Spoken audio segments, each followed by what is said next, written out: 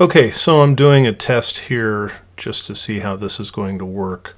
I want to show you how I automatically insert, or close to automatically insert, Legacy Bible Standard text in my notes. I'm preparing for tomorrow night's midweek study. We are in Genesis.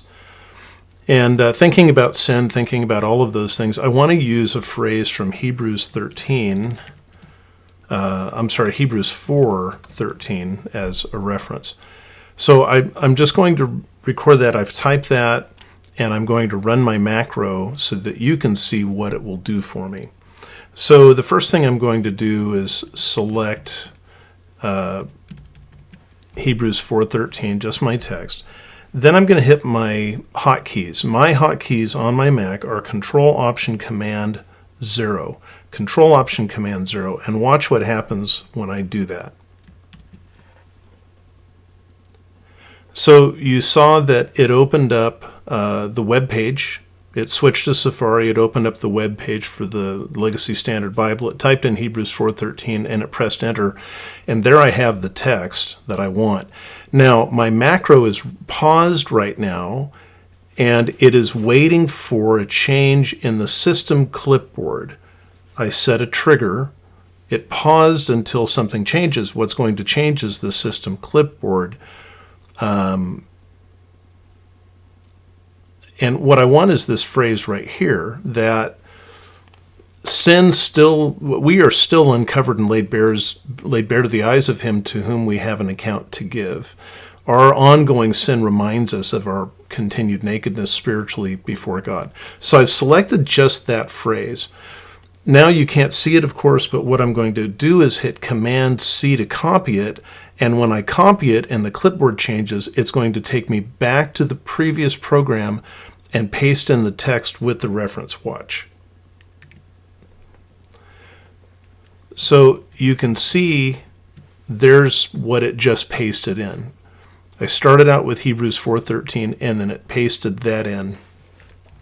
And then at this point, because I'm not treating it as a full text, then I can go ahead and do that. And then I could say something like, of course, we have the promise of 1 John 1:9, colon, and I want to put it in the quote. I make my notes complete because I place them in logos, and I'm going to search them later. So I want the reference twice. I want to refer to it. We have the promise of 1 John 1:9, and then I want the text. So I've selected it. I'm going to hit Control-Option-Command-0. It takes me right there, and now I'm going to go ahead and copy the whole thing.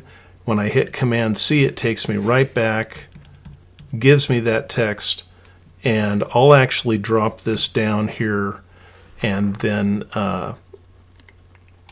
properly format it in the scripture format that I use so that I know that I'm looking at scripture and it stands out as I'm going through my notes. So that's a demonstration of how easy it is and very quick it is to bring a text from an online Bible into an application without having to go through copy, paste, selection, and all of that.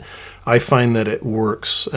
Well, okay, I'm doing some copying and selection, but I find that this is a pretty automated process and one that works very well for me. Okay, so now that you've seen what it does, I wanted to just show you what I have in Keyboard Maestro. So I'm in the Keyboard Maestro editor. It's the Keyboard Maestro program. And I use, if you look over on the side, I use Keyboard Maestro for all sorts of things. It's really indispensable for me. And it works beautifully with my Stream Deck. I have the large Stream Deck. It's 32 buttons. And most of those buttons are connected with Keyboard Maestro so that when I push a button, Keyboard Maestro runs a macro within the program that I happen to be in to change a style, to open up an online thesaurus or whatever I need to do on a repetitive basis that I want to automate. So this is the macro. I call it copy LSB, as you can see right here. It's triggered by Control Option Command 0. And this is what it does. The first thing that it does is it copies what I've selected, which is the Bible reference, to a named clipboard called LSB reference. The named clipboard then will stay. The system clipboard changes every time you copy something. The named clipboard is something that belongs to Keyboard Maestro, not the system. And it will stay what I tell it to be until I change it. The next thing that I'm going to do is I'm going to open up a URL, and that URL is for the Logos or the Legacy Standard Bible read page. And it opens with the default application, which on my computer is Safari. I pause for a second. Even though I've got fast internet, sometimes Safari just takes a moment to open up. Sometimes you end up staring at a page for less than a second, waiting for it to paste the information in. Sometimes it happens almost instantaneously. 1 second works for me. I very rarely have to manually type in a reference. The next thing it does is once that page has come up and is ready, it pastes the reference into the search field. Then it clicks return for me. It simulates that. It doesn't actually press the keyboard, obviously, but it sends a return character. Then what I do is I set the system clipboard to nothing. I want the system clipboard empty. I don't want anything in it. And then I have the macro pause until certain conditions are met. And the condition is that the system clipboard is not empty. So if you think about these two steps, this step makes the system clipboard empty. This waits for it to be not empty, which means it's just going to sit there until I use, on a Mac, Command C to copy something into the clipboard. Once it does, I close the front window. That is, I close the Safari search window. I don't need it open. I activate the last application, which is where I was when I typed in the reference and started it. Then I insert the text by pasting, and Keyboard Maestro allows me to use clipboards in a very creative way.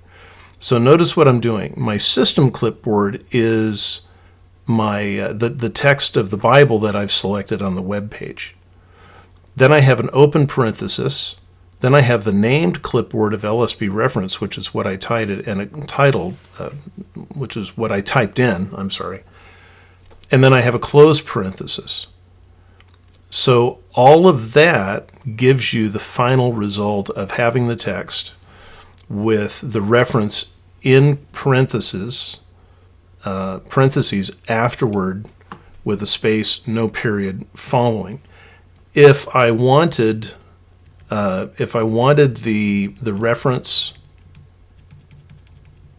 to precede the text, I would simply take that and move it over here. Perhaps I would put in a colon, something along that line, and now it would give me, in the example I showed you, it would give me 1 John 1:9 colon and then the text. Over the years, I have simply become accustomed to having my Bible text followed by the reference. So you can customize that to your heart's delight. I hope that was helpful to you.